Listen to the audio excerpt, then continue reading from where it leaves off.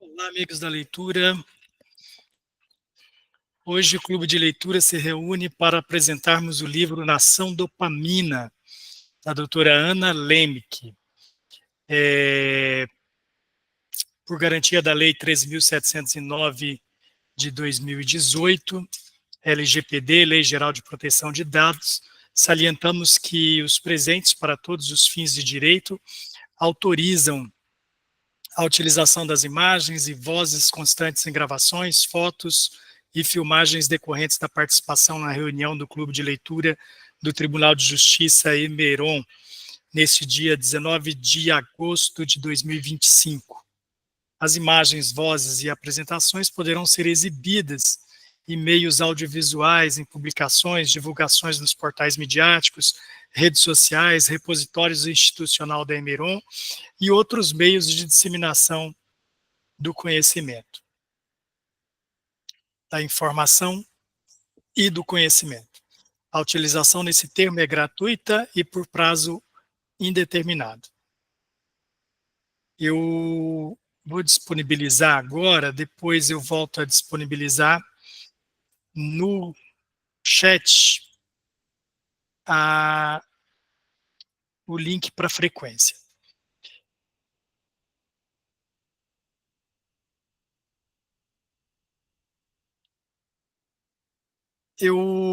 Como avisos e destaques dessa reunião, eu coloco que, como anunciado na última reunião, será a última reunião livre desse ano.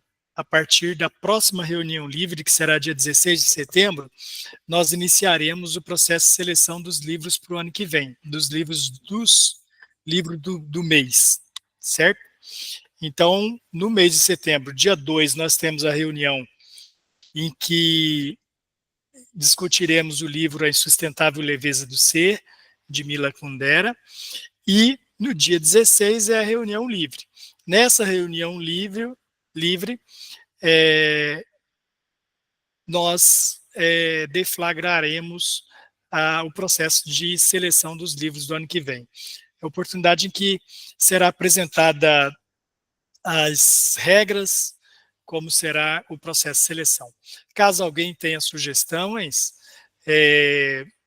que não foram contempladas nessas duas últimas seleções que foram feitas, né, encaminhe para que eu possa submeter, né, ao grupo para a gente fazer essa seleção. Algumas coisas que aparecem a gente já adere de imediato, né, porque às vezes a pertinência se impõe, e daí às vezes a gente já inclui, né, nas regras. Então, quem tiver sugestões para fazer nesse sentido, por favor, pode encaminhar, tá bom? Vai ser no dia 16 que discutiremos essas regras. Eu já vou trazer, claro, uma minuta com alguns pontos já estabelecidos, né? E caso vocês, as sugestões daí teria que vir antes desse dia, porque nesse dia eu já vou trazer uma definição do quais as regras regerão a escolha dos livros do mês para o ano 2026.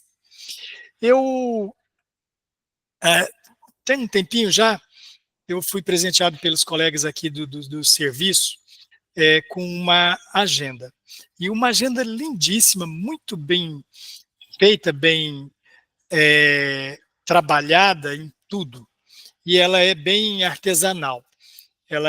Isso aqui é tudo em relevo, em madeira, ó, é muito bacana. E eu uso essa agenda e, no entanto, eu tenho um marcador que é por uma correntinha que coloca aqui, e eu não divulguei isso aqui. E, no entanto, eu me senti compromissado em divulgar, porque o trabalho é muito bacana. E, olha, quem vai nessas feiras que têm acontecido no estado deve já ter se confrontado com com o stand desse rapaz que faz essa agenda. Ela é toda artesanal. Essa aqui, ela tem como tema o steampunk, né? Que é um dos segmentos, das manifestações artísticas dentro do tipo fantástico, né? Da arte fantástica. Que daí envolve literatura, envolve cinema, envolve várias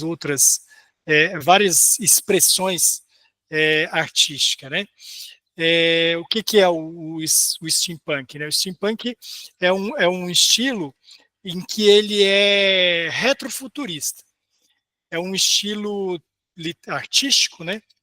Tem literário também, tipo Júlio Verne é considerado um steampunk. Por quê? Porque fazer uma literatura hoje será que está baixo aqui, Flor? Deixa eu ver se é um problema aqui para o meu.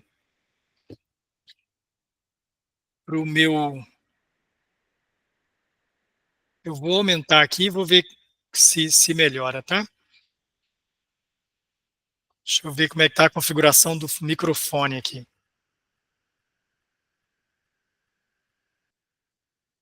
Ele tá no correto. De qualquer forma, eu aumentei. Obrigado pelo feedback aí da Flor, da Dani. Deixa eu ver, tá ok aqui. Então, mas eu vou falar um pouquinho mais alto, tá, Flor? Esse estilo steampunk, na literatura, um dos primórdios, né, é considerado assim como um dos criadores desse estilo é Júlio Verne. Depois tem vários outros grandes, né? No cinema, a gente vai ver naquela coisa fantástica que tem de um filme do Sean Connery. Agora eu me perdi qual é o nome do filme. Liga Extraordinária. O filme Liga Extraordinária é bem nessa linha do steampunk e que é o retrofuturista. O que seria o retrofuturista? Hoje, nós que estamos no futuro desse tempo steampunk, nós que estamos no futuro vemos que o futuro, na realidade, foi concebido através da informática, da elétrica, da eletrônica. Então, por esse caminho. Só que a literatura retrofuturista, ela idealiza esse futuro, mas a partir da tecnologia de um momento em que o grande avanço tecnológico era a máquina a vapor. Então, se você vai pensar num helicóptero, pensar num avião, você vai pensar nele a partir da tecnologia que existia na época da máquina a vapor. Então, o grande avanço tecnológico era a máquina a vapor. Então, você vai pensar um helicóptero, um avião, com o seu mecanismo de força sendo movido, gerado e movido por uma máquina a vapor. Então, você vai idealizar uma máquina voadora a partir da máquina a vapor. Então é muito curioso isso. Daí os temas aqui na capa viram assim, cheios de engrenagens, marca o tempo, né? O relógio aqui marca porque isso, a máquina a vapor é uma conquista do período vitoriano, né? Então essa questão dos relógios, assim, ele faz uma referência à era vitoriana. A bússola, né? Bem estilo Júlio Verne mesmo. E olha só, a bicicleta naquele tempo. Aqui também tem outra bicicletinha. Então, essa referência vai estar bem presente nas obras desse editor que, curiosamente, ele é daqui de Vilhena. Tem uma página no Facebook, no Instagram. Olha como é bonito a obra dele. E ele tem uma página no Instagram que é essa, que é a Universal Books editora. Eu vou colocar ela no chat para vocês, caso alguém se interesse, caso alguém tenha interesse Deixa eu ver onde eu coloquei esse endereço, está aqui. Eu vou colocar ele no chat só para, caso vocês se interessem e queira procurar por ele. Quem for nessas feiras aí que tem acontecido, ele está sempre expondo os trabalhos dele. Tem muita coisa muito bonita, viu? Eu coloquei um link ali. E eu vou colocar esse link também lá no WhatsApp do Clube de Leitura. Que daí lá ele fica com a logo, tudinho, fica mais bacaninha. Tá? No nosso grupo lá do Clube de Leitura. Então eu coloquei ali, mas só mesmo divulgando o trabalho do rapaz, porque é muito bacana e é um trabalho maravilhoso. Daí aqui tem o telefone dele, lá no Facebook tem os contatos, no Instagram tem um contato de como fazer encomendas, qualquer coisa que queira fazer com ele. Não estou ganhando para isso, não tenho nem amizade com o rapaz, é só mesmo por reconhecimento pelo trabalho que eu acho muito bonito e eu acho muito minucioso, muito cuidar da coisa assim nos detalhes, sabe? Ó, os cantinhos aqui não dá nem para ver, mas os cantinhos vem umas cantoneirinhas de metal no cantinho, para não quebrar as pontas, ó. Essa colmeiazinha aqui está toda em relevo. Então é bem interessante o trabalho do cara. Mas eu estou falando disso, mas hoje nós vamos falar de nação dopamina. A proposta de trazer o nação dopamina não é trazer aqui uma análise ou como a gente faz no livro do mês, em que a gente se escrafuncha e vai a fundo na história. Não, eu só quero apresentar o livro como uma sugestão de leitura, porque é um livro que eu gostei bastante. Eu, numa discussão com um amigo com quem a gente discute muito leitura, que é o Neil Cruz, e esse livro, ele falando desse livro e por que ele não continuou lendo o livro. Eu achei curioso a abordagem do livro e falei, não, eu quero ler esse livro para me saber se eu iria parar na mesma nas mesmas razões que ele parou a leitura. E não, eu achei o livro encantador, já recomendei para algumas pessoas, e eu achei, por que não recomendarmos também aqui no clube, né? E eu vi que diversas pessoas com quem eu conversei sobre o livro ficou muito interessado no livro, então eu achei que era pertinente trazer aqui, que daí pelo menos fica.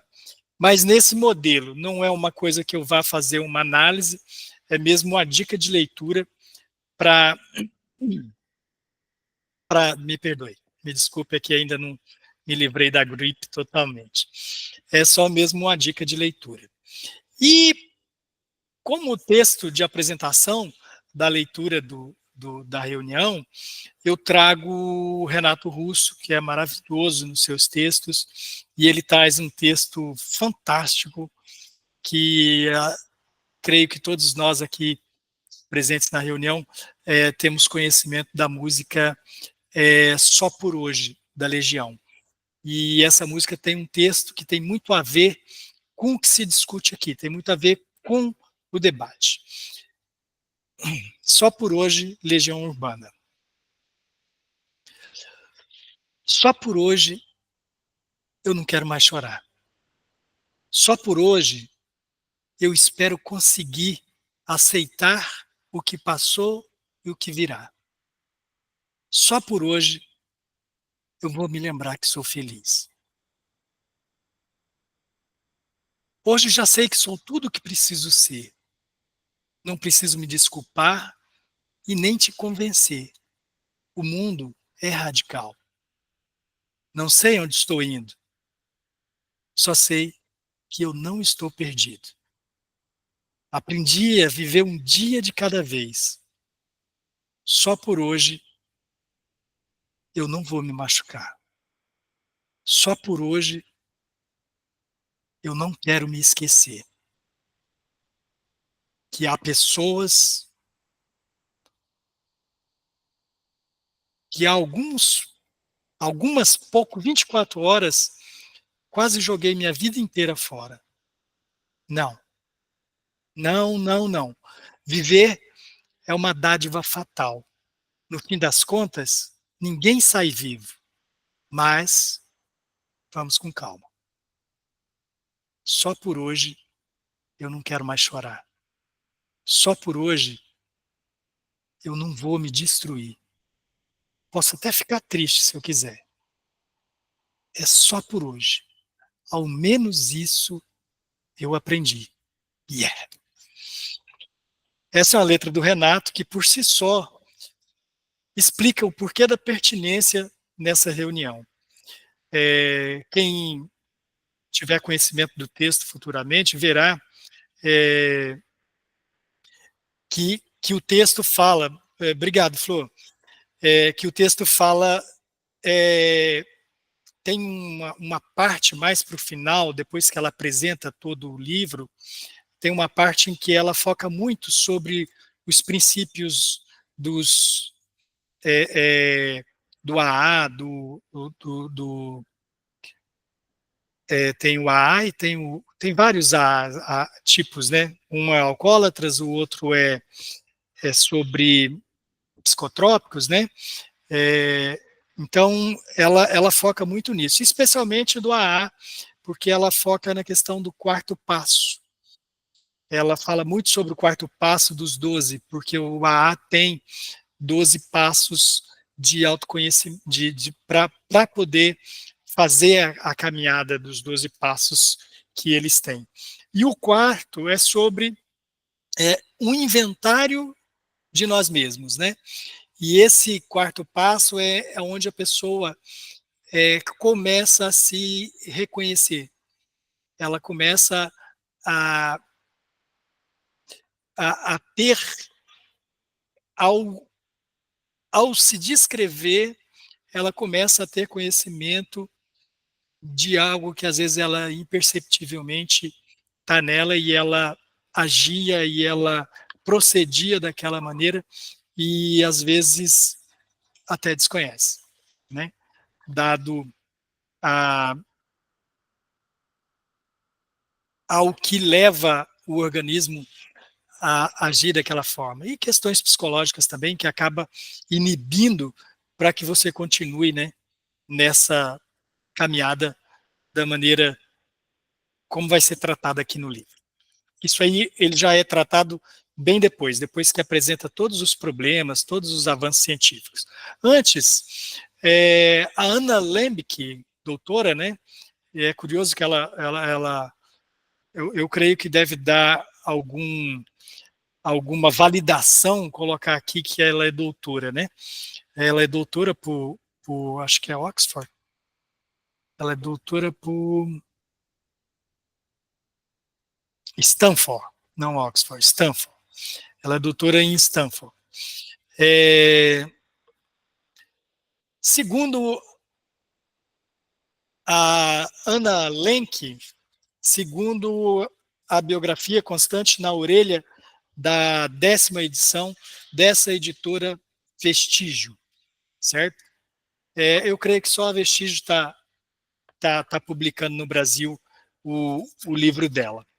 A doutora Ana Lembre, que é professora psiquiátrica de psiquiatria e medicina de adicção na Escola de Medicina da Universidade de Stanford e chefe da Clínica de Medicina de Adicção de Duplo Diagnóstico de Stanford. Foi ganhadora de inúmeros prêmios pela excepcional pesquisa em doença mental, pela excelência no ensino e pela inovação clínica em tratamento. Acadêmica em medicina, publicou mais de 100 estudos revisados por pares, capítulos de livros e comentários em prestigiosos meios, tais como o New England Journal of Medicine e o Journal of the American Medical Association. Faz parte do conselho de várias organizações estaduais e nacionais dos Estados Unidos voltadas para a adicção. Testemunhou em vários comitês na Câmara dos Deputados e do Senado estadunidenses, além de manter uma ativa agenda de palestras e uma prática clínica de sucesso. É também autora de Nação Tarja Preta, também publicado pela Vertigem em 2023. Esse livro aqui foi publicado em 2022, pela Vestígio aqui no Brasil, possivelmente em 21 nos Estados Unidos, que é quando tem o copyright dela aqui. Então, em 22 ele foi publicado no Brasil a primeira edição. Em 24 já estava na 10ª edição, para vocês verem o quanto ela é lida, né? A obra Nação Dopamina é apresentada pela Amazon como aquele texto que eu coloquei hoje no grupo lá do WhatsApp. Este livro é sobre prazer, é também sobre sofrimento. Mas mais importante, é um livro que trata de como encontrar o delicado equilíbrio entre os dois. E por que hoje em dia, mais do que nunca, encontrar o equilíbrio é essencial. Estamos vivendo em uma época de excessos sem precedente a estímulo de alta recompensa e alta dopamina. Drogas, comidas, notícias, jogos, compras, sexo, redes sociais. A variedade e a potência desses estímulos são impressionantes, assim como o seu poder aditivo. Nossos telefones celulares oferecem dopamina digital 24 horas por dia, 7 dias por semana, para uma sociedade ao mesmo tempo conectada e alheia do que acontece ao redor. Estamos todos vulneráveis ao consumo excessivo e à compulsão. Em Nação Dopamina, a doutora Anna Lembke, psiquiatra e professora da Escola de Medicina da renomada Universidade de Stanford, explora as novas e empolgantes descobertas científicas que explicam por que a busca incansável do prazer gera mais sofrimento do que felicidade e o que podemos fazer a respeito. Traduzindo a complexidade da neurociência para as metáforas fáceis de entender, a doutora Ana mostra que o caminho para manter a dopamina sob controle é encontrar contentamento nas pequenas coisas e nos conectar com as pessoas queridas. Como prova disso, a autora compartilha diversas experiências vividas por seus pacientes em trechos muito emocionantes. São histórias fascinantes de sofrimento e redenção, que nos dão a esperança de que é possível transformar a nossa vida. Nessas páginas, Nação Dopamina mostra que o segredo para encontrar o equilíbrio é combinar a ciência do desejo com a sabedoria da recuperação. Algumas publicações, como o New York Times, apresenta assim: Anna Lembke compreende profundamente algo que percebo com frequência nos meus pacientes: a conexão entre os vícios modernos e o nosso cérebro primitivo. As histórias de pessoas que ela ajudou a encontrar um equilíbrio saudável entre prazer e dor têm o poder de transformar nossa vida. O New York Times Dopozic, não sei o que é esse segmento chamado Dopozic. Quando a gente acha que já sabe tudo o que precisa saber sobre a crise dos vícios, vem a doutora Anna Lembke com seu segundo livro brilhante sobre o assunto. Este não sobre droga, mas sobre o produto químico mais poderoso de todos, a dopamina, que governa o centro de dor e de prazer da nossa mente, em uma era de consumo excessivo e gratificação instantânea. Nação Dopamina explica o preço pessoal e social de ser governado pela próxima dose e como gerenciá-la, não importa qual seja o exagero. Internet, comida, trabalho, sexo, este livro é fascinante, assustador e convincente. Lembre que combina histórias de pacientes com pesquisa, em uma voz tão empática quanto lúcida. Beth Mansi fala ao New York Times Dopozic.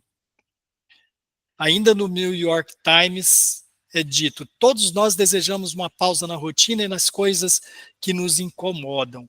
E se, em vez de tentar escapar, aprendermos a alcançar uma harmonia pacífica com nós mesmos e com pessoas com quem compartilhamos a vida,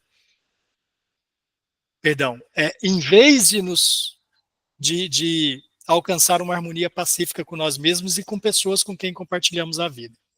Lembro que escreveu um livro que muda radicalmente a maneira como pensamos sobre doença mental, prazer, dor, recompensa e estresse. Abrace esse livro, você vai ficar feliz com isso.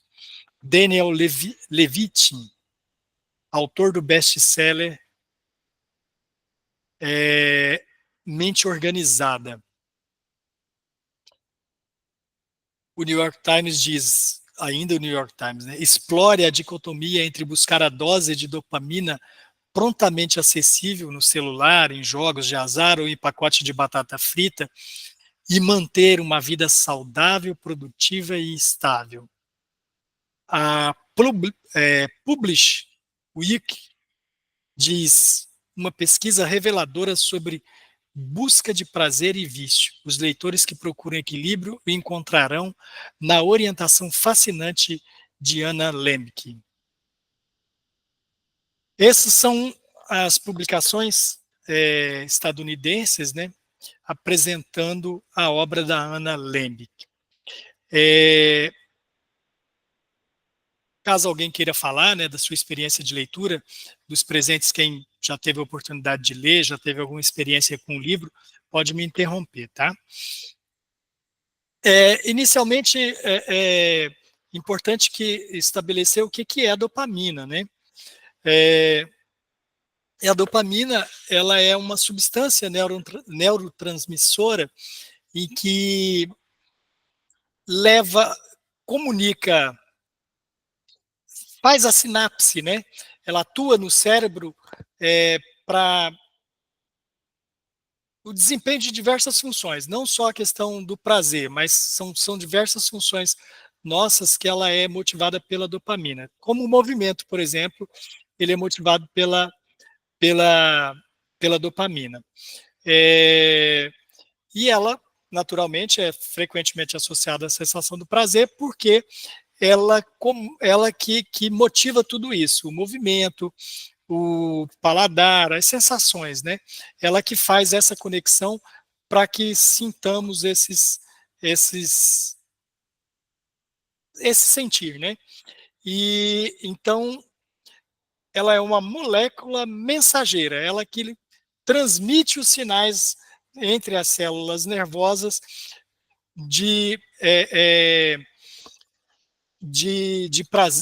do prazer não, né? Das sensações. Ela traz num livro é um ponto fraco do livro, mas ela explica na página 50, acho que é na página 52, ela traz uma visualização.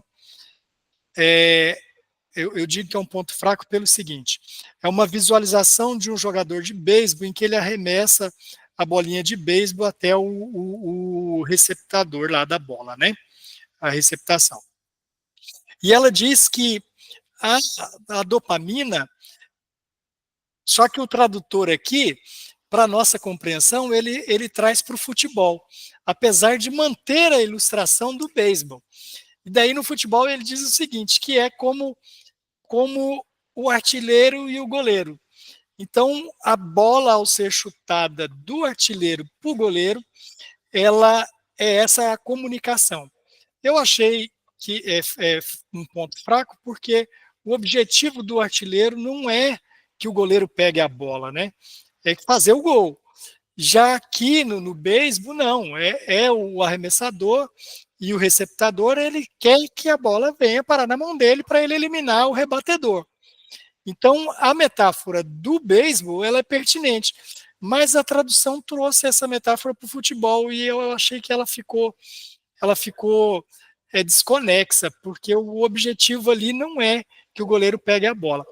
Mas o que ela quer transmitir com a metáfora é essa comunicação, a bola sair de um atleta para a recepção do outro, é o que é a metáfora da comunicação que a dopamina faz.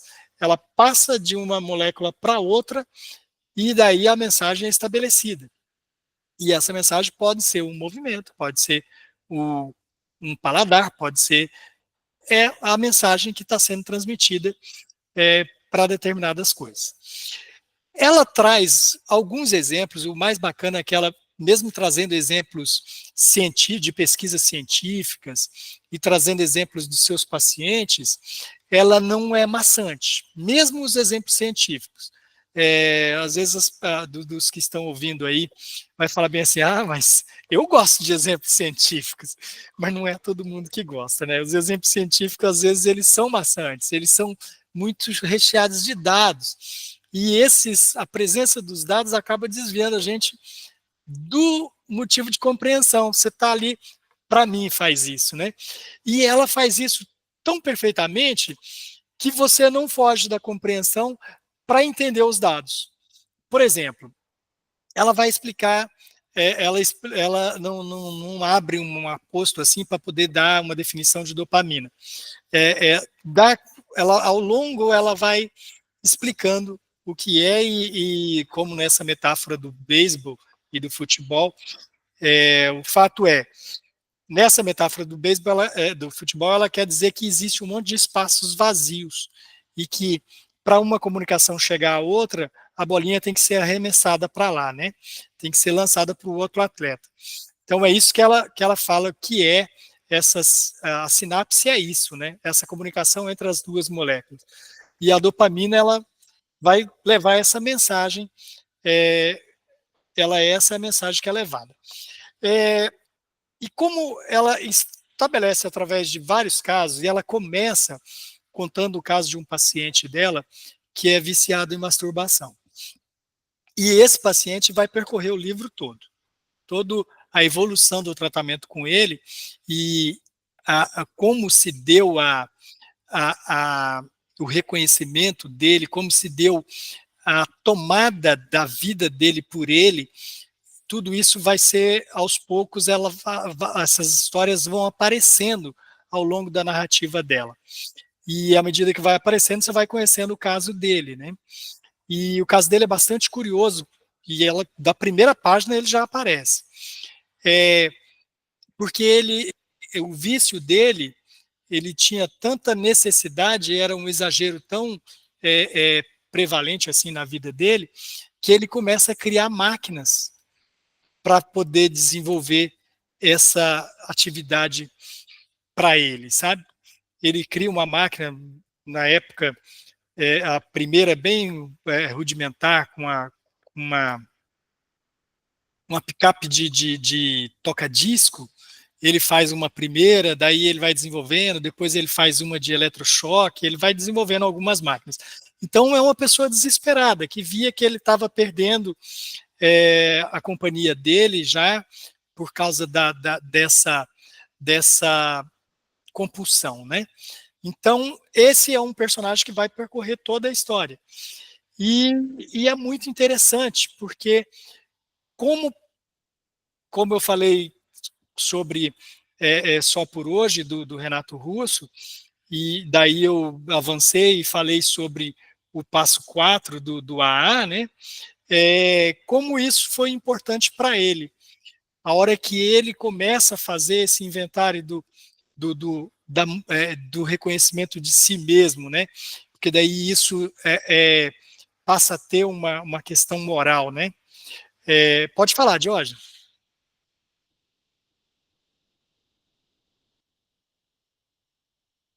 Tá fechado o seu microfone, tá? Eu sou burro, eu liguei a câmera. Não, Logo quando você falou da música do Legião, e você fez a conexão com a eu entendi. E a música, ela fala dessa ideia de viver um dia só. Em algum momento ele dá uma ideia que ele, em um certo momento, ele não queria mais estar nessa vida e tal, né? E aí a minha pergunta era a conexão que ia ter com o livro, mas você estava falando sobre isso agora. Porque a música, ela fala de viver um dia só, e em um certo momento ele fala que ele já pensou em não estar no outro dia ali, de maneira poética, mas ele fala, né? Aí eu queria que você me desse uma luz da conexão da música com o livro. tá. O livro, a Florenews coloca ali um comentário, né? Não, ele é um personagem presente ao longo do livro, Florinis. Essa preocupação assim de tornar algo desagradável por causa da compulsão dele, não acaba não sendo. Você não vai ter detalhes disso, você vai ter detalhe do que de como isso afeta a vida dele, de como, por exemplo, ele chegava num hotel e como as coisas são oferecidas o tempo todo, de como, eu já comento aí, tá, o Jorge, de como as coisas são oferecidas o tempo todo, tipo, você chegar num hotel e ter ali muitos canais com pornografia, e daí, só que daí ele não entra nesses pormenores assim, de que pornografia, não, só de estar ali. Então ele acabava sucumbindo, né? Porque a facilidade de encontrar acesso a a, a esses motivacionais era muito grande. E daí ele acabava acessando isso. Então não se preocupe que esse não vai ser um problema, não. O fato dessa presença constante do problema dele não é algo a nos tornar a leitura abjeta, assim, fala bem assim, não, que nojo desse cara e tal. Não, você fica, na verdade, compadecido, porque ele faz um esforço muito grande. Tanto que quando ele chega no escritório da doutora Lemke, ele chega para ela e ele fica constrangido quando ele vê que é uma mulher. Então, logo de cara, das primeiras páginas, você vai ver que ela tem esse cuidado de não deixar desbancar, descambar, na verdade, para esse. Veja, o primeiro capítulo se chama Nossas Máquinas Masturbatórias. Daí ele diz assim: começa assim. Fui receber Jacó na sala de espera. Primeira impressão? Simpático, eu tinha 60 anos, 60 e poucos anos, nem gordo, nem magro, rosto suave, mas bonito. Envelhecendo muito bem. Usava o uniforme padrão do Vale do Silício, calça caque, camisa esporte, parecia um tipo comum. Não alguém que tivesse segredos. Daí ele fala, conforme Jacó me acompanhou no curso do labirinto e tal, deixa eu ver aqui.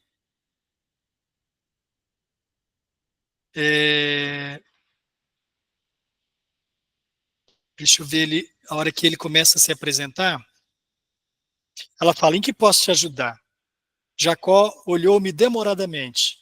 Esperava que você fosse homem, disse com seu encorpado sotaque de leste europeu. Naquele momento eu soube que o assunto seria sexo. Por quê? Perguntei fingindo inocência. Porque pode ser difícil para você, mulher, escutar os meus problemas. Posso garantir que já escutei quase tudo que há de se escutar. Veja, ele hesitou, olhando timidamente para mim. Tenho dependência de sexo. Assenti com a cabeça e me acomodei na cadeira. Continue. Todo paciente, daí ela falando, começa a narrar, todo paciente é um pacote fechado, um romance não lido, uma terra inexplorada.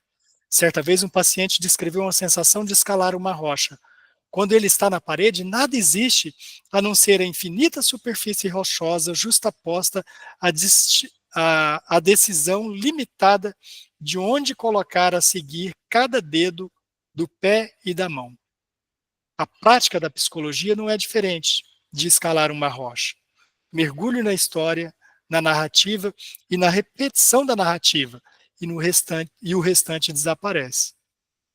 Daí você vê que ela respeita muito o paciente. Então, da mesma maneira, ela vai respeitar o leitor. Então, você não vai ser aqui exposta a algo que te coloque nessa rejeição ao livro por causa da compulsão dele. Não. Você vai ficar muito compadecida dele. E perceberá um esforço muito grande do Jacob para que ele supere isso. E antecipo, ele vai superar, né? Ele é um caso de sucesso. E E para superar, ele vai passar por algumas fases.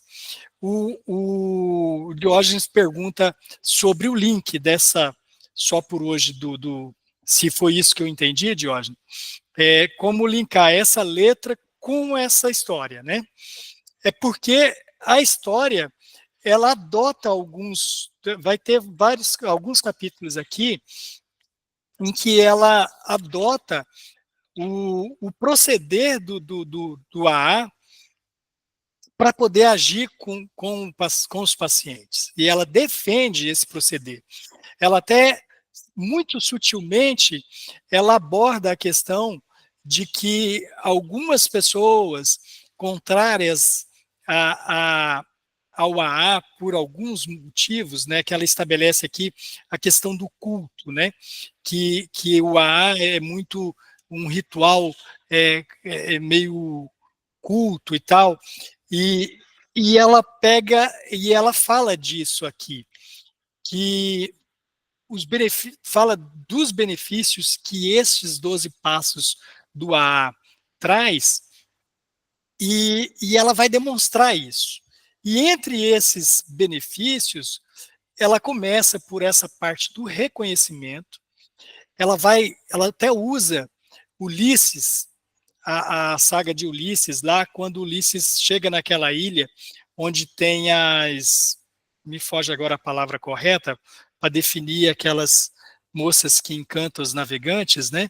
E eles ficam ali por longos períodos, perdidos nos prazeres daquela ilha com aquelas ninfas, né? Com aquelas ninfas. E ele manda que toda a sua tripulação coloque ceras no ouvido para que não escute o canto das pessoas ali, das ninfas, né? Para eles não caírem nas tentações. Só que ele não coloca, ele pede para que o amarrem no mastro, e ele é amarrado para que ele ouça, para que depois ele possa contar. Então ele enfrenta, ela usa essa mitologia, né? Ele enfrenta o problema para depois ele fazer a catarse, certo? Como nós falamos no livro passado, em que a Glau trouxe aqui tão brilhantemente o livro, inclusive dica da Flor, né, Flor, e do Tarek, trouxe o Cavaleiro Preso na Armadura, né? Esse livro que a Glau apresentou aqui na semana passada, na reunião passada, a gente falava justamente sobre isso, o quanto é libertador falar sobre o problema, né? E nos passos do AA, quando você faz esse inventário sobre o problema, sobre si, o inventário de si mesmo, você vai encarar os seus problemas, você vai trazer os seus problemas à flor até para si mesmo, porque alguns problemas você faz tão... ela coloca que a gente faz quando está... como é que ela chama?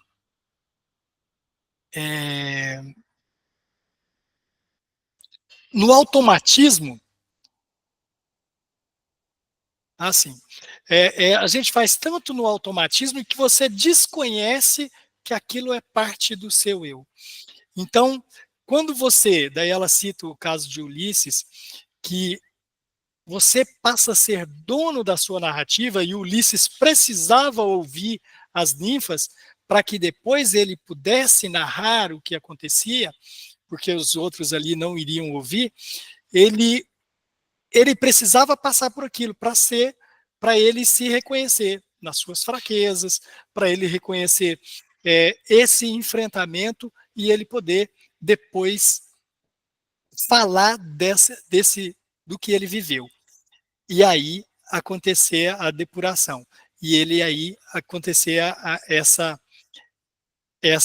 esse se conhecer. E daí você conhece suas fraquezas, conhece as suas fortalezas também, né? Aquilo que te torna forte, aquilo que te torna resistente. O livro, ele começa logo nos primeiros partes ali, em que ela usa muito de metáforas e usa muito de ilustração para a nossa compreensão sobre o que é a dopamina, para a gente não ficar preso naquela questão mais técnica e mais científica de como age a dopamina no nosso cérebro. Então ela diz assim, o ideal é que nós vivamos num equilíbrio emocional. Esse equilíbrio é como uma balança, em que no meio há um suporte e essa balança está nivelada. Esse é o ideal para o nosso organismo. Aqui, quando você está nesse nível de equilíbrio, você consegue tirar prazer, emoção, sensações prazerosas das coisas simples, das coisas cotidianas. É nesse instante em que você está nesse equilíbrio, é que você conseguirá ter prazer em contemplar um pôr do sol. Ela até ilustra aqui, ó, ter prazer em contemplar um pôr do sol. Veja que a balança está em equilíbrio. Ele está de um lado vendo o pôr do sol e do outro está os prazeres simples. Então, o seu organismo está em equilíbrio. Daí você vai contemplar um pôr do sol, você vai ter prazer numa caminhada, contemplando o caminho e tendo prazer nessa contemplação do caminho, aproveitar refeições, que é uma coisa muito cotidiana, você faz 3 vezes ou mais no dia, você fazer isso com prazer, sem compulsões, né? E da companhia que às vezes as refeições propiciam também, né? As refeições trazem as companhias, e aproveitar essas companhias dos momentos de refeição. Então, isso acontece nesse momento você tem prazer nessas coisas quando você está com essa balança equilibrada. Quando essa balança não está equilibrada, exato. O Flor, quando você quiser falar, pode ficar à vontade, tá? Não deixa falando, só eu falando não, tá? Pode falar também, interromper, que é bem-vinda. Daí ela diz o seguinte, que nessa balança, de um lado, está o seu prazer. E o seu prazer ele pode vir de alimentação, pode ser o chocolate, pode vir do seu prazer com jogos eletrônicos, pode vir com o seu prazer com esporte, pode vir de diversas maneiras. De um lado está o seu prazer. Do outro lado vai estar o sofrimento. E daí ela diz assim, o sofrimento é uma série de reações do seu organismo que ele terá independente da sua vontade, independente da sua consciência, o seu organismo reagirá quando essa balança estiver pendendo. Quanto mais rápido e mais duradouro for, quanto mais rápido ela pender e mais duradouro ela se mantiver fora de equilíbrio, maior, isso aqui em favor do prazer, maior é o seu prazer e melhor é esse prazer. Tá? Daí o seu organismo vai lutar contra isso, porque isso não é equilibrado. Então ela visualiza um monte de gremlins que vai subir do outro lado dessa balança para poder trazer o equilíbrio. Só que ele não vai se satisfazer em te trazer o equilíbrio. Ele vai sobrepor, vai colocar um sobrepeso aqui e vai pender essa balança para um outro lado. Então, esse vai começar a haver um conflito entre o prazer e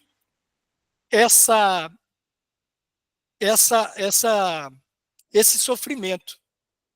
E esse sofrimento, a busca por esse prazer vai sempre produzir este sofrimento. E ele vai ficar cada vez mais pendente e pesando se você houver um desequilíbrio, né, ele vai estar cada vez mais pendente aqui para o sofrimento.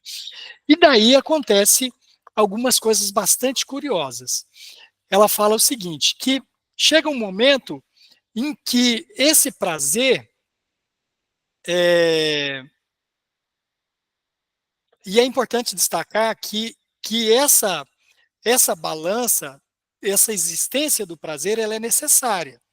Porque sem o prazer a gente não comeria, a gente não beberia, e ela mostra testes feitos em camundongos em que você tira camundongos sem dopamina, sem o efeito da dopamina, ele retirado isso, ele não tem o prazer daí de comer, por exemplo. Então, ele não vai ter o prazer, ele não vai estar com essa balança do prazer equilibrando, pesando em favor dele. Então, ele perde o estímulo até para comer.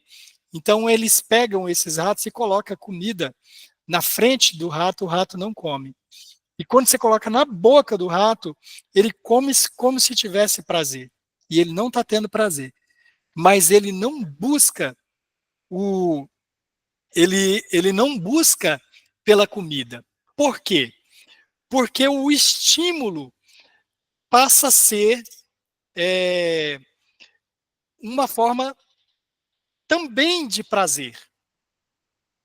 E daí, como eu estava colocando, sem o prazer, a gente não comeria, a gente não beberia e não reproduziríamos. É o prazer que faz com que façamos sexo, é o prazer que faz com que bebamos e com que comemos. E então seria a morte. Só que sem o sofrimento, nós também não nos protegeríamos. Nós teríamos problema do excesso nesses prazeres, nós também não teríamos o cuidado, nenhum cuidado, porque não teríamos a previsibilidade da dor, do sofrimento. Então, o sofrimento ele é um instinto, um sentimento, um sentir que nos protege, que protege a nossa vida. Ô, Jorge, você quer falar?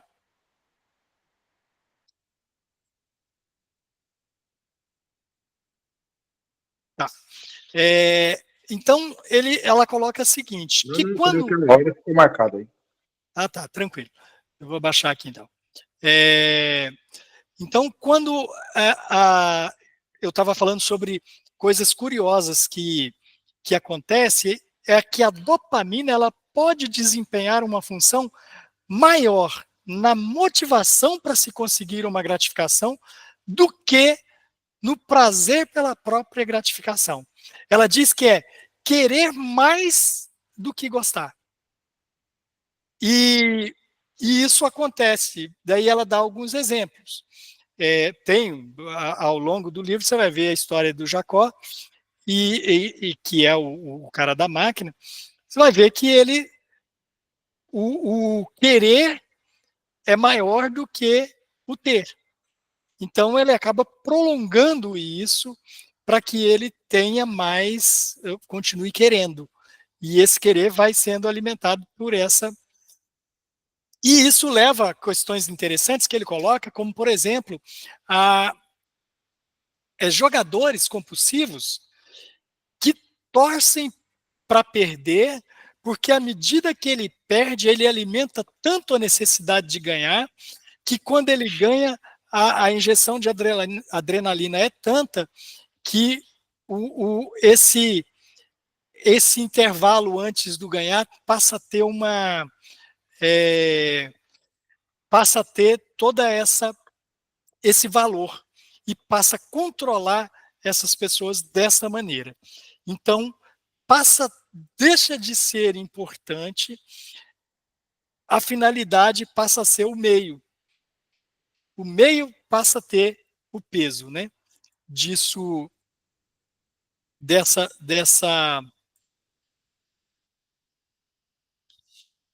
Passa a ter o peso nessa balança. Uma coisa que é bastante curioso, e daí vem para essa questão que o Diógenes coloca, sobre a letra do Renato, é sobre vergonha e culpa. E daí, nesse processo de libertação desses problemas, a pessoa vai passar por isso. E ela coloca que a vergonha é um sentir-se mal consigo mesmo, com a própria pessoa. Tipo assim, eu sei que algo é errado de se fazer, mas eu faço. Isso pode me causar vergonha na hora que eu sou exposto. Mas eu faço determinada coisa que eu não quero que seja socialmente revelado. Vamos colocar aí, sei lá, o pastor de calcinha, por exemplo, ele fazia isso. Ele tinha todo um discurso de que ele conhecia a vergonha disso, né? De que ele conhecia o problema disso para ele, né? Então, aquilo ali, mesmo ele sabendo, ele continuava praticando, fazendo as investigações dele. Isso é algo pessoal, é dele. Isso é vergonha. A culpa é um sentir-se mal por causa da ação. A culpa causa arrependimento. A vergonha não. A vergonha você vai continuar motivado a fazer. Você só não quer que os outros saibam. Agora, quando sente culpa, não, você tem um arrependimento verdadeiro. Então, ela define isso e nesse processo você vai descobrir culpa. Nesse processo de busca pela superação do problema, você vai descobrir culpa, porque no caso do Jacó, no caso tem outros casos, tem vários casos aqui, inclusive, bem curioso, tem o caso dela. Ela teve compulsão. E para nós aqui do clube de leitura, é muito curiosa a compulsão dela, porque ela era compulsiva por Crepúsculo, saga Crepúsculo. Ela ficou tão compulsiva por Crepúsculo que ela começou a ler livros de má qualidade. Virou uma obsessão para ela. E ela não tinha tempo para mais nada, ela só queria ler aquilo. E aquilo começou a trazer problema para ela. E ela vai narrando o problema dela com a leitura dela. De que maneira aquilo trazia problema para ela. E ela vai até ela superar. E ela teve que fazer toda uma purgação também para poder se livrar daquilo. Só voltando ao que eu estava falando sobre culpa e vergonha, que eu localizei aqui, ela disse que é o seguinte, a vergonha é uma emoção inadequada, porque ela é consigo mesma. E a culpa é uma emoção adequada, porque ela preserva a moral em si, né? Ela preserva a moral. Então, ela, nos diversos casos que ela vai contando, ela conta a superação que ela teve que enfrentar, e que foi de ler livros ruins. E como isso ficou compulsivo na vida dela. E como as leituras que ela fazia já não trazia para ela nenhum prazer.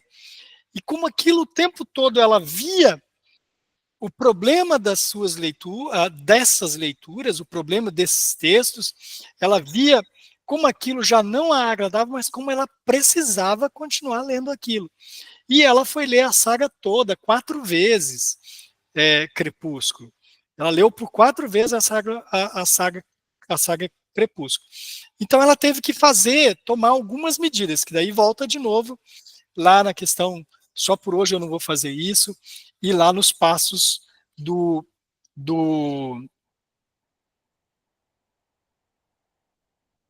a Florenilson está sugerindo aqui o filme, assista um filme Melhor é Impossível, com Jack Nicholson, em que ele fala de um escritor com transtorno obsessivo compulsivo. Ele só consegue sair do apartamento falando para si. Falando para si passos de bebê. Eu não entendi o que é o passo de bebê. Mas eu assisti esse, é um que ele acaba tendo que fazer uma viagem com um vizinho, né? ele era bem preconceituoso, porque o vizinho era gay, e depois ele acaba tendo que fazer uma viagem com a menina da cafeteria, que era a menina que servia o café para ele, e ele era muito dependente daquele café, e daí, como ela ia viajar por uma questão do filho dela, ele acaba indo viajar junto, e o vizinho de apartamento dele acaba indo junto, que é um cara que é homossexual, e ele é bastante preconceituoso, e ele acaba enfrentando uma série de problemas. É esse, né, Florinils? Realmente esse filme é maravilhoso, acho que ele ganhou um Oscar com esse filme. Ele ganhou um Oscar de melhor ator com esse filme. O filme é lindíssimo, o filme, e ele fala exatamente desses passos aí de superação. Ele tem uns problemas com risco de calçada, que você não pode pisar sobre os riscos, dele tem que ficar desviando sempre que tem uma calçada quebrada ou uma cerâmica, ele tem que ficar pisando no meio, ele não pode pisar sobre os riscos. Ele é cheio de compulsões. E ele tem que enfrentar. Realmente um livro, um filme a ser sugerido. Deixa eu ver quando eu estava falando, sobre esses passos, né? Então, ela fala da saga Crepúsculo e ela fala dos passos que ela teve que adotar para ela. Então, ela adota alguns dos passos do AA com os pacientes dela. Um é esse do reconhecimento, tem dois que ela adota mais, que eu acho que é o passo 4 e o passo 5, e esse do reconhecimento é o passo 4. E ela adota daí, ela põe um capítulo no livro que é intitulado, deixa eu ver aqui qual que é o nome, eu não lembro qual que é a página, mas é um capítulo chamado Espaço, Tempo e Significado. Então, são comprometimentos que você faz de controle do espaço, do tempo e do significado. E ela coloca o seguinte: o que é o espaço, o tempo e o significado? O espaço é você estar exposto a determinadas coisas. Então, no caso ali do Jacó, ele viajava muito.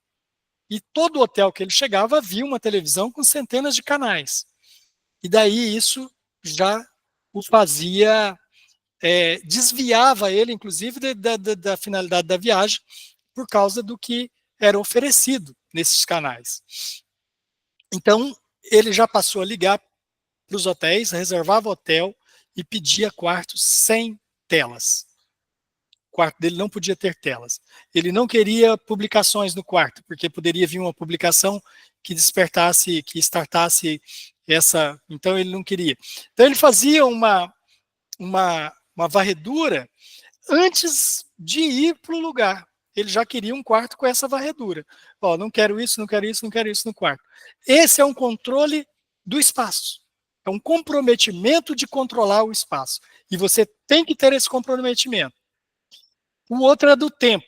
Ele cita um exemplo de um estudante em que tem dois exemplos de estudantes em que o rapaz era muito bom, um cara desenvolvia muito bem, e daí ele começa a usar drogas.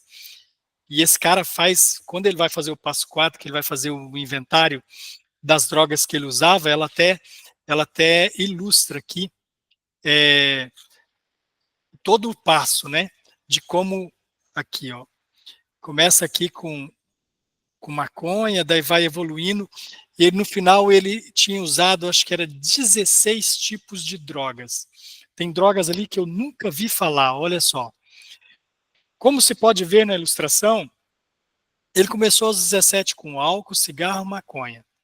Aos 18 cheirava cocaína. Aos 19 mudou para oxidona e alprazolam. Aos 20 anos usou Percocet, fentanil, cetamina, LSD, PCP, DXM e MXE, chegando a oximorfona e opioide de classificação farmacêutica que o levou à heroína e que ele usou até me procurar aos 30 anos. Ele começa aos 17 e vai até os 30 anos dessa forma. E nisso, ele passa pela universidade, 4 vezes ele desiste da universidade. A Florinda está colocando ali que trabalhou 2 anos no centro de recuperação e história, e a história é a mesma. A maioria começa com maconha. Começa com drogas leves, né, Flor? Daí depois vai evoluindo até chegar nesse ponto dele aqui. Então aqui tem um mapinha. Dos 17 aos 23, aqui não chega aos 30, vai até 23. De tudo que ele usou. E é muita coisa. Tem coisa aqui que eu nunca vi falar. E daí, ao longo da história, ele vai contando de medicamentos, o que cada medicamento faz e tudo, né? Então, quando ele vai falar sobre o controle do tempo, o que acontece com esse estudante? Ele falava bem assim, eu vou usar maconha, ele tem uma parte bem interessante, em que ele fala bem assim, vou usar só final de semana. Daí depois ele fala bem assim, não, eu não vou usar em dia de prova. Depois ele fala bem assim, não, não vou usar antes do final da aula. Tipo, a aula termina às 4, não vou usar antes das 4. Não vou usar, ou seja, já está todo dia, né? Não vou usar antes das 9. Por fim, ele está levantando, usando droga, daí ele passa para outra droga, daí a pouquinho ele está deixando a faculdade. Pois é, Diógenes, a compulsão de ler uma saga é romântico comparado com as compulsões de hoje, concordo. Mas você vai ver que isso começa a trazer, porque você viu ali na biografia dela que ela é uma pesquisadora com mais de 100 títulos de artigos publicados. Então, isso começa a trazer problema para as pesquisas dela, porque ela começa a se ocupar em ler. Ela começou a ler aqueles hot, né, que chama, aquelas literaturas hots, e parou de ler outras coisas, só conseguia ler aquilo. Quem não sabe o que é a literatura hot, é essas literaturas de romance apimentados, que tem muito, às vezes você tem, eu encontrei esses dias, um site que entrega gratuito. Eles entregam gratuito, você lê ali uns 5, daí eles começam a cobrar. Estratégia de te manter mesmo viciado no negócio. Daí começa a cobrar. E eles começam a mandar para você PDF, começam a mandar aquelas capas bonitas e tal, e manda um monte de coisa, e daí a pouco você está deixando de fazer as coisas que você faz. No caso dela, que é uma pesquisadora, ela não estava mais lendo, não estava mais pesquisando, não estava mais escrevendo, porque se ocupava o tempo todo com aquilo. Daí ela percebe isso e começa a perceber que ela estava distante da filha, que ela estava distante dos prazeres comuns da casa dela, tipo sentar e comer uma pizza ou assistir um jogo junto com os filhos, né, na TV. Ela passou a não ter esses prazeres mais, porque ela estava o tempo todo, mesmo que ela estivesse ali na sala, ela estava lendo alguma desses hots. E daí ela viu, quando ela percebeu o distanciamento que ela estava de tudo. E daí, inclusive do trabalho dela. Daí ela então, apesar de ser romântico em relação ao outro garoto aqui, que faz todas, que passeia por todas essas drogas, né? Como é que é o nome desse outro garoto? Eu não tenho o nome dele aqui.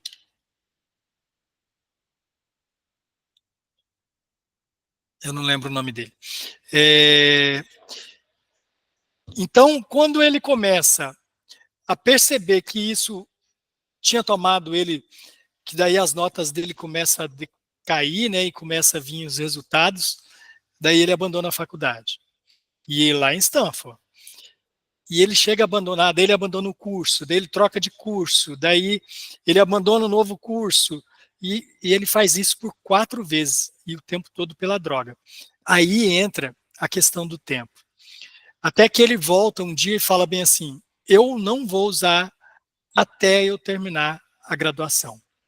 E ele é graduado com louvor. acho que no terceiro curso, já que ele já tinha escolhido, ele é graduado. Ele é graduado com louvor e volta a usar droga, comemora, né? Volta a usar droga. Quando ele volta, daí ele tinha passado para mestrado. E daí começou a prejudicar ele, não conseguia largar e começou a prejudicar ele no mestrado. Daí ele teve que estabelecer também, de novo, o tempo. Eu não vou usar até eu terminar o mestrado. Depois veio de novo a baixa. Ele teve que parar até o doutorado. Ele se formou e daí aí entra o só por hoje. Aquele momento em que ele passa, eu não vou usar, é só por hoje, né? Hoje eu não vou usar porque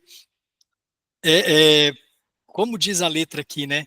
Como é que ele fala do instante? Que eu não estou mais perdido, né?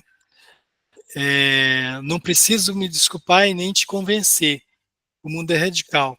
Mas eu sei que eu não estou perdido e aprendi a viver um dia de cada vez. Então, a hora que ele faz isso, ele coloca a vida dele acadêmica em curso, e daí ele conhece uma garota, ele casa com essa garota o ajuda muito nessa fase, nessa parte de fazer o inventário e em se conhecer, você tem uma fase também que é da verdade, em que você tem que ser verdadeiro sobre o que faz. Então, você faz desculpa a expressão, você faz uma cagada, você tem que ser verdadeiro. E geralmente isso acontece em família, né? Você faz a cagada e daí você esconde da mulher ou esconde dos filhos, porque você fica com vergonha, você fica, como é que eu vou? Aí é diferente da culpa, tá? Fica só com a vergonha. Você fica com vergonha de assumir isso. Quando você entra na fase da verdade, ele fala, como é que é o nome? Verdade, não é radical, não é absoluta, é verdade. Não estou com o nome aqui, mas essa fase faz com que você seja verdadeiro. Honestidade radical. Nessa fase da honestidade radical, a hora que você fez as suas lambanças, você vai assumir. Seja com a sua. O Jacob mesmo, ele tem o Jacó, né? Ele tem uma fase em que a mulher dele percebe a ausência de algo em casa. E ela chega e fala bem assim, por que está faltando isso ali? E na hora poxa, eu usei isso numa máquina. Daí ele fica com vergonha. Mas naquele momento, ele se obriga a já fugiu de mim a honestidade radical. Daí ela fala, eu usei numa máquina. E ele fala isso pensando, pronto, ela vai me deixar novamente, né? Daí ele fala, eu usei numa máquina, mas foi antes. E daí ela vem e abraça ele, põe a cabeça no ombro dele e fala, obrigado por ter sido honesto comigo, né? E ele se emociona com isso, da reação dela. E daí ele prova do quanto a verdade é transformador, né? De como, com a reação dela. E ele passa a ser usado a honestidade radical.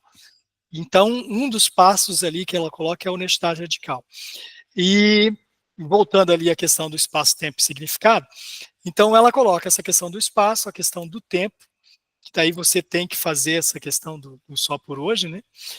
E o do significado. Na questão do significado, ela chama de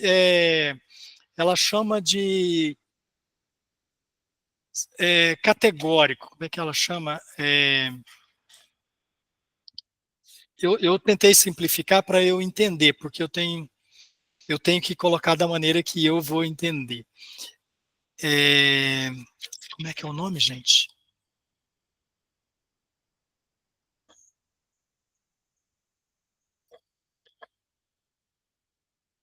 A página 89. Me desculpe, é porque para eu continuar aqui eu vou ter que. Ela chama esse item do significado. ela chama de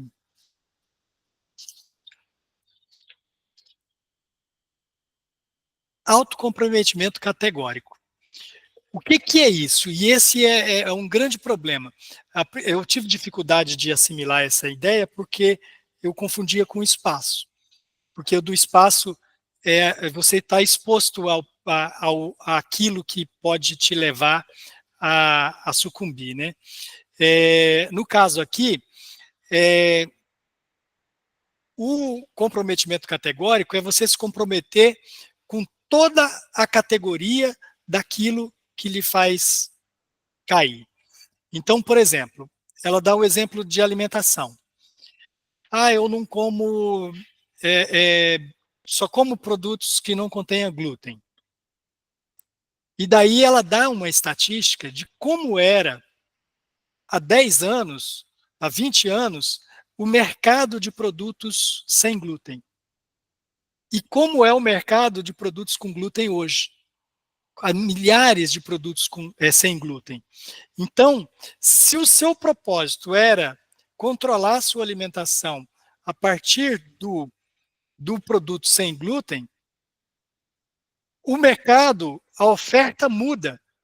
A indústria muda a forma de apresentar isso para você e ele acaba te trazendo um monte de oportunidades dentro daquela categoria que você estabeleceu como sendo o seu limite de controle. Está entendendo? É produto sem glúten. Vou colocar o açúcar. Né? Produto sem açúcar. Daí o mercado, dentro dessa categoria de sem açúcar, ele coloca milhares de produtos. E daí a sua determinação já foi por terra. Por quê? Porque o limite do açúcar já caiu, porque ele já trouxe um monte de outras. A Flor colocou outra. A Flor não, colocou outra intervenção aqui que ela está dizendo que ela está vivendo isso hoje. A filha dela é intolerante a glúten e a lactose. E descobrir vários alimentos saudáveis para consumir, e até eu estou sentindo a diferença. Então, dentro dessa categoria, Flor, vai começar super bombardear e ter uma superabundância de produtos dessa maneira, que quem faz isso por uma como é que eu vou dizer,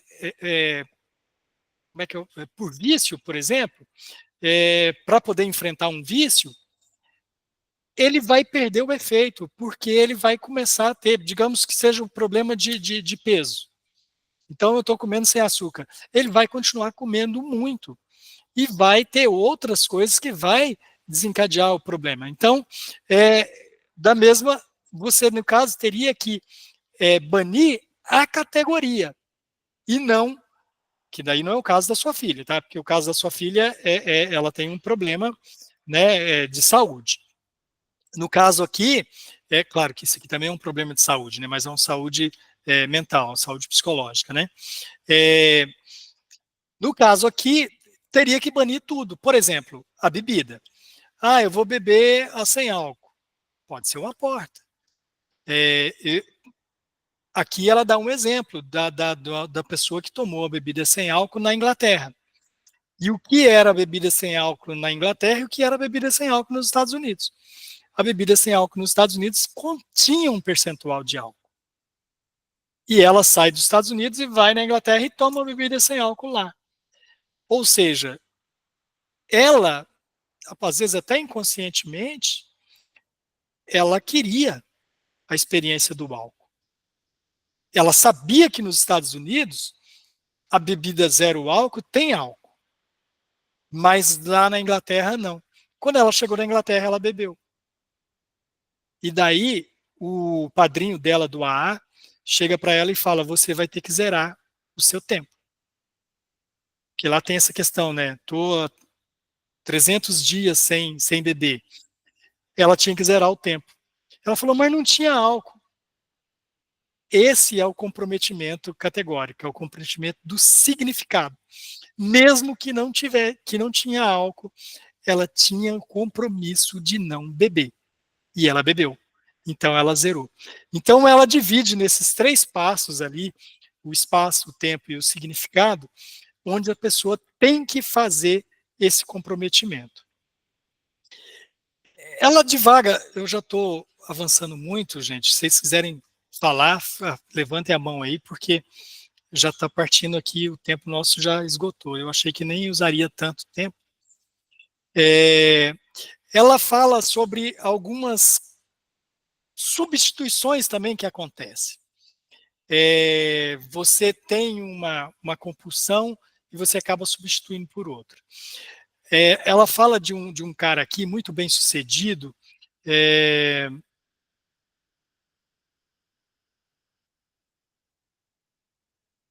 ela procurou mascarar o vício, é tipo tomar um refrigerante sem açúcar por ilusão. Exatamente.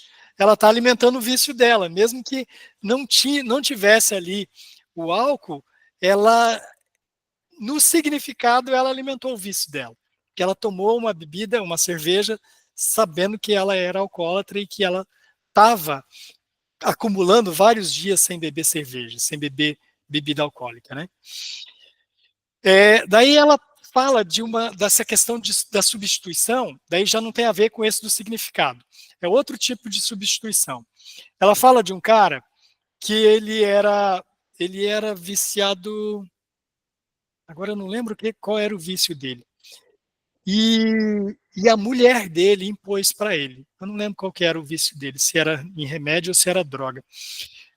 O cara, no caso, né, se era droga fármaco ou se era droga psicotrópica, né? E esse cara, ele tinha um vício, e a mulher dele pega e fala para ele. E ele gostava muito da mulher, gosta muito da mulher. E esse cara é paciente dela, tá? Todos os pacientes dela aqui autorizou que ela narrasse os fatos. Alguns, inclusive, permitiu que ela usasse o nome, mas ela não usou. Ela colocou nomes fictícios nas histórias deles. E esse cara, a mulher dele deu um ultimato para ele, falou: ou você para, ou não vai continuar, não terá mais casamento. Você perderá a sua família.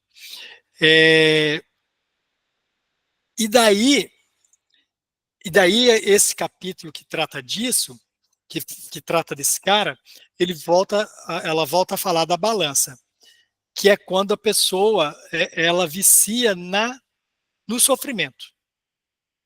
E ele, tendo que largar o vício, ele descobre, num documentário, ele descobre uma sugestão de banho de água fria.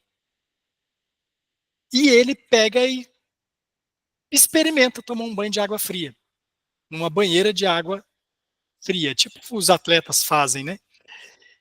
E ele, inclusive, acho que é um atleta que recomenda para ele. E ele pega e toma um banho de água fria. E ele descobre um prazer absurdo. Então, o livro tem muito disso, igual o prazer a compulsão pela saga Crepúsculo, né? Tem esse caso do banho de água fria. Daí ele passa a tomar banho de água fria, e quando ele faz isso, ele entra numa fase de euforia. 3, 4 horas depois desse banho, ele fica euforia. Ele começou a desenvolver. Ele primeiro pega um freezer, ele toma um banho de água fria, colocando água para gelar, põe numa banheira e usava água fria com gelo e tal, e para poder resfriar. Mas ele achou pouco, ele comprou um freezer e deixava à noite a água congelando, enchia o freezer de água, deixava o freezer congelando à noite, para de manhã ele tomar banho de água fria. Daí ele tinha uma manhã produtiva, porque despertava nele essa euforia, então ele tinha uma manhã super produtiva. Daí ele achou pouco, ele criou um mecanismo para que ele não tivesse que ficar jogando baldes de água dentro do freezer. Então ele criou um mecanismo para alimentar o freezer com uma mangueira, que daí ele só abria a torneira, enchia de água e daí ele cria um monte de mecanismo. Daí quando ele conta isso para ela, ele olha para ela e olha para si mesmo e fala: eu arrumei outra compulsão, né? Porque ele começou estava viciado no banho de água fria.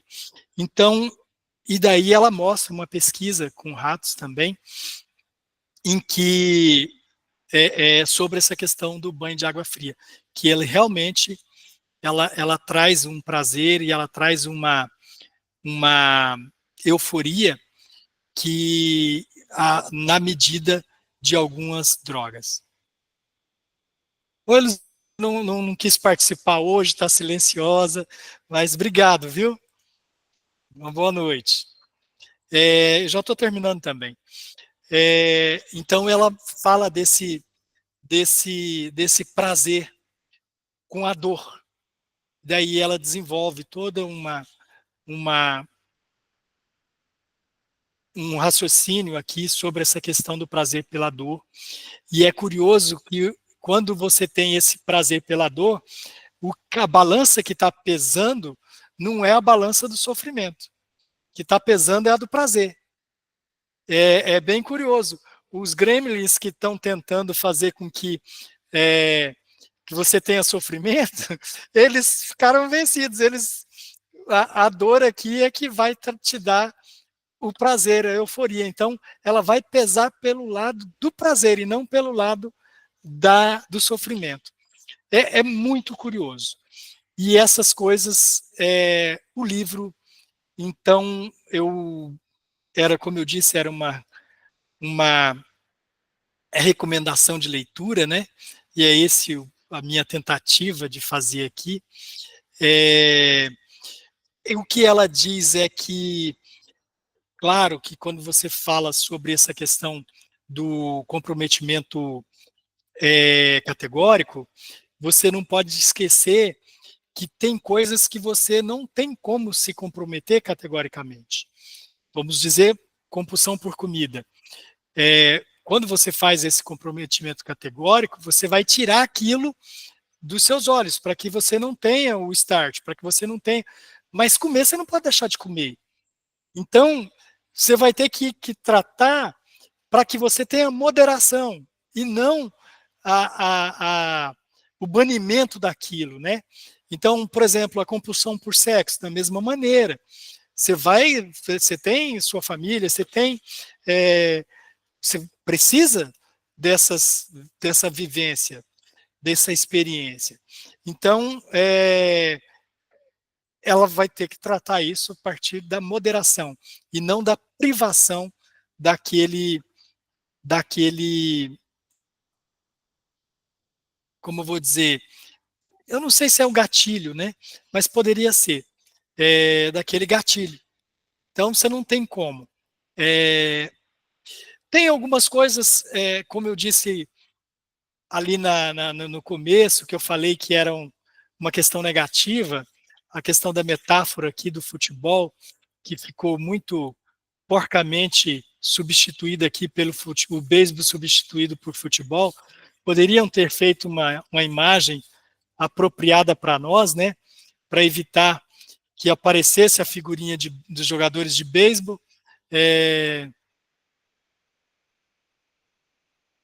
Sim, me perdoe, eu vou colocar novamente aqui, da presença, né? Não, esse aqui é do Instagram. Obrigado pela lembrança, viu? Deixa eu colocar aqui.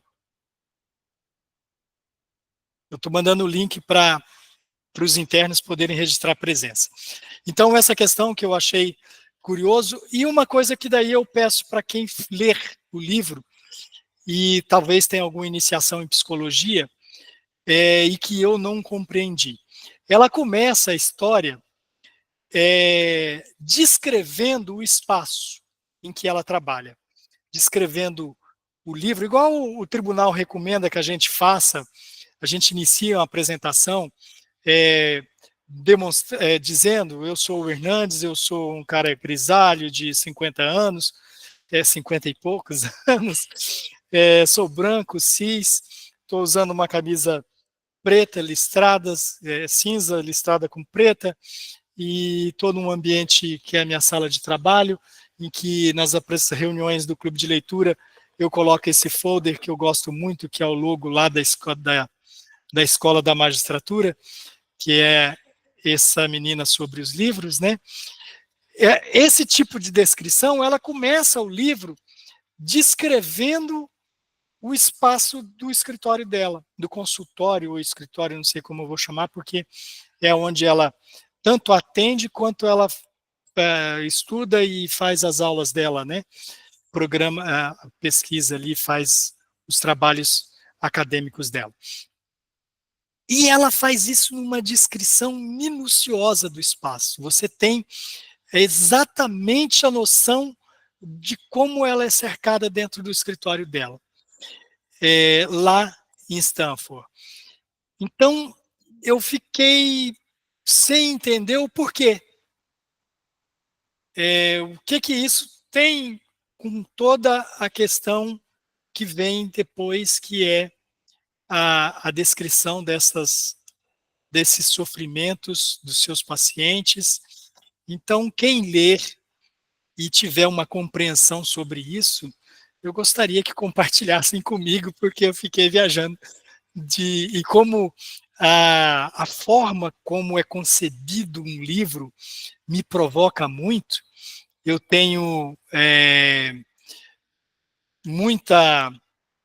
muito olhar sobre isso, não por disciplina, mas salta mesmo aos meus olhos essa forma de como é composto como os livros são compostos e por que eles têm algumas descrições, né? Que bom que motivei, Flor. Que bom. Leia mesmo e depois, se eu quero a sua... até porque você tem alguma experiência nesse setor, né, que você trabalhou com isso, eu quero a sua opinião sobre as razões disso aí, tá bom? Gente, eu sinceramente recomendo Nação Dopamina. Eu não li os outros livros dela, mas são tão elogiados quanto este. Eu quero ler aquele sobre drogas, que é o que veio antes desse, né? Tem um que vem depois desse, que é que é até citado aqui, quando fala da biografia dela, que é o Tarja Preta, né? Nação Tarja Preta, que eu imagino que é por fármaco, né?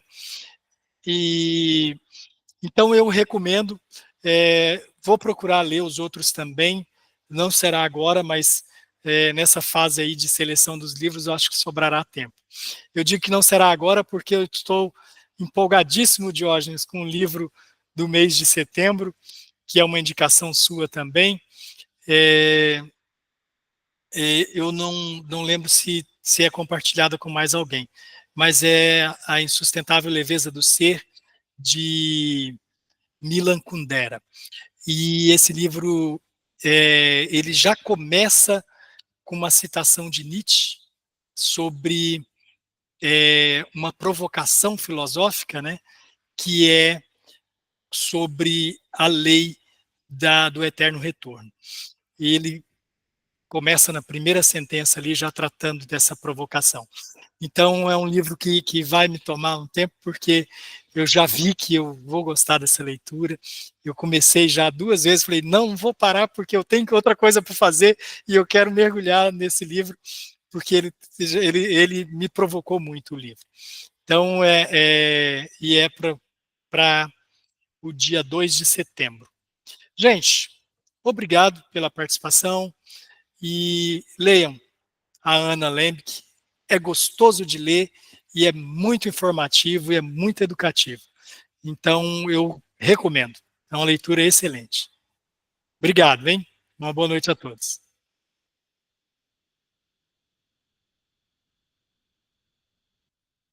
Eu vou encerrar a gravação.